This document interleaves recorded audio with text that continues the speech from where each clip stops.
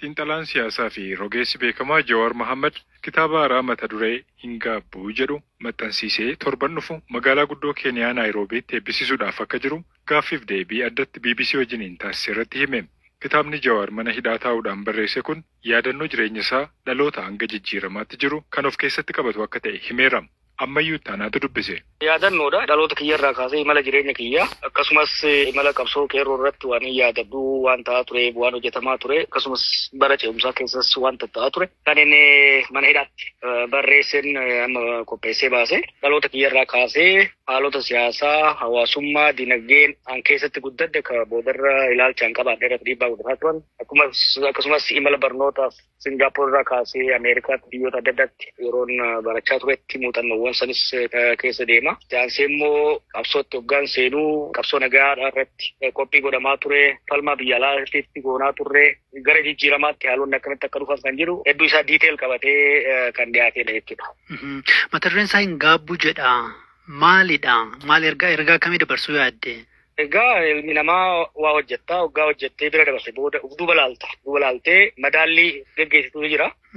Jiruu siyaasaa kana keessatti aarsaa guddaan kafale hojii baay'ee soo hojjettee milkaa'innas nan qaba. Kana laalee hoggaan madaalu aarsaan kafaleetis waan hin milkaa'ee jiruuf aarsaan sunis garaan hin nyaatu. Kan jedhudha kan biraa immoo hojii hojjechaa ture keessatti namootni aaroo danda'anii gareelee muufatan jiraachuu danda'anii namoota walitti bu'uun jira. Sababni kanaatis qabsoo san bakkaan gahuudhaaf waan ta'eef qabsoo sun immoo boodarra galma waan ga'eef wanni hin gaabbu hin jiru kan jedhuun kan laalamu. No regrets kan jedhu jechuudha. Amma yeroo akkamii barreesse tarii yeroo mana hidhaatti barreessite moo eegasii booda barraa'e moo? Mana hidhaatti barreesseetiin achi baasaa ture booda harkaan hin barreessaa ture san booda taayip godhame yaadatte akkuma hidhaadhaa baheen maxxansiisuudhaaf yaadeen ture haalli yeroo san tures haalli biyyattii uummanni qalbiidhaan waa dubbisuudhaaf kan mijatu turre yeroo suman eeguu asirra geenye amma immoo dirqama kana caalaa tursiisuun hin barbaachisu kan jedhu nama maxxansiise malee manuma hidhaatti fixee bahee. Kitaabi kun afaan lamaan qophaa'ee waan dogoggoruu baadhee miire? Jalqaba afaan Oromootiin barreeffame san booda gana afaan Amaaraatti jijjiirame. Afaan Ingiliziitiinis hiikamee jira garuu gulaalamee yeroodhaan gahuu hin dandeenye. Yeroo amma tokko booda kan afaan Ingiliziis ni baha garuu amma kan afaan Amaaraatii fi kan afaan Oromoo lamaanuu qophaa'ee jira. Kitaaba uummata barreessite keessatti wanti addatti namni eegu yookiin immoo kana dura hin dubbanne namni yookiin immoo waan haaraa kan duratti ifan goone uummati argachuu danda'a. Waan baay'ee jira. Waan hojjetame gartee waggoonni keessa dabarre kun yeroo waa hedduun saffisaan jijjiiramaa turani. Kanaaf waan baay'ee argatu jedhee yaada. Bakka nufi jirurra ilaalcha kiyyarraa waan inni yeroo san yaadadhurraa waan hin barreesseef waan hedduu argatu jedhee yaada. Tarii haala siyaasa Itoophiyaa keessa jiru irratti waan furmaata keeku waan keessa dabarte waa'ee isaas hin tuqaa. Kitaabni mana hidhaatti hin barreesse actually kitaaba lama kutaa lamatti hin barreesse waa'ee hangammaa keessa dabreeti. Gara fuulduraatti uummanni keenya biyyi keenya maaliif hojjetame rakkoolee hagammaa mudataa turan keessaa bahuu danda'a kan jedhu sanis barreessee garuu walirratti kitaabni kun amma gara fuula 500tti dhiyaata kan amma bahe kun kaaniin yoo walirratti dabalame gara 1,000 waan ta'uuf bakka lamatti baafne kana amma baasee kan itti aanu immoo bara dhufu bahuu qaba kan jee kan hin hambisee jira. Amma torban dhufu keessa Naayiroobii keessa akka eebbisiistuudha kanatti ifa goote tarii Itoophiyaa keessa eebbisiisuudhaaf yaanne moo haalatu jenne? Yaanne turree haalli mijachuu hin dandeenye. Akkuma agartu haalli biyya rakkisaadha. Kitaaba eebbisuudhaaf dhiisi. Namni hafuuruma baafachuuf haala ulfaataa jira. Kanaaf asitti eebbisuun filatame. Actually inni dura gara biyya Awurooppaatti eebbisuudhaaf yaadee ture.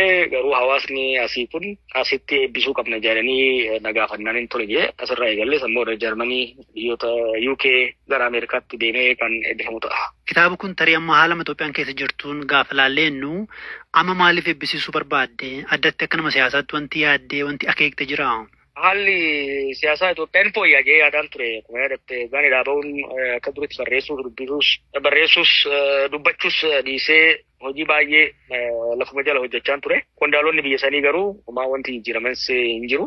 Kanaaf kana caalaa eeguun homaa wanti fooyyaan guddaan argamuu waan hin dandeenyeef baafnee hamma tokko uummannis akka irratti dubbatuuf hojii gara fuulduraa hojjechuudhaaf karoorfanneefis uummata wajjinis mari'achuudhaaf diskoors uummata keessatti akka uumamuuf yaadudha. Kanaaf amma kitaaba kanarraa uummati yaada akkamii naa kenna jettee yaadda yookiin immoo riyaakshinii akkamii eegda uummatarraa?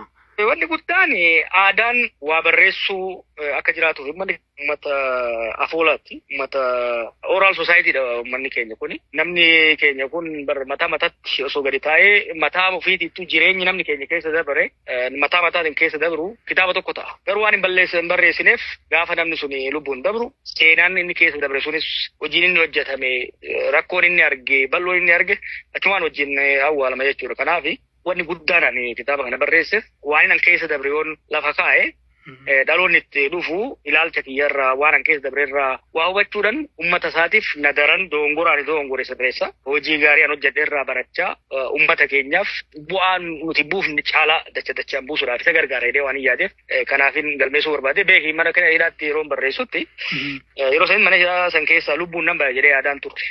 Kanaaf wanni ani keessa dabree na wajjin awwaalamuun kan wayaati jawween barreessee baasaa ture. Boodas kaammas hoggan laalu wanni barraa'e kun uummata bira gahuun dhaloota dhufuuf waa takka guduunfuu ta'a jedhee yaadeetiin bifa saniin dhiyeesse. Mana hidhaatii lubbuudhaan nan baay'ee yaadneette tarii addatti wanti kana dura nuti hin dhageenye wanti si mudatee jira moo haalli manumti hidhaa siin mijanne? Baay'ee jira kitaaba keessatti agarta. Gaafuma qabamne irraa kaasee gaafuma qabne sanuu lubbuudhaan qabamne mana hidhaa seenuun raajii waaqaati. San boodas mana hidhaattis waa hedduu ture kana hunda keessa dabree lubbuun ba'uun kiyya anaa hunda ajaa'iba. Garuu yeroo mana hidhaa ture sanitti wantoonni dhagahamu wantoonni an argu wantoonni odeeffannoon nagaan irraa ka'ee lubbuun achi keessaa ba'ee seenaa kana himuu nan danda'ee waan hin yaadneef barreessee. Kan biraa immoo manni hidhaa yeroo sii kenna kun yeroo tasgabbooftee barreessuudhaaf qabda. Hojii biraas hin qabdu. Barreessuuf dubbisuun alatti saniifis na gargaare. Akka inni guddaan garuu mana hidhaa san keessatti yoon mana hidhaa san keessaa lubbuun ba'uu baadde manni keenya waan tokko waan an keessa dabre akka beekuu fi dhaloonni dhufus akka waan tokko irraa hubatuuf.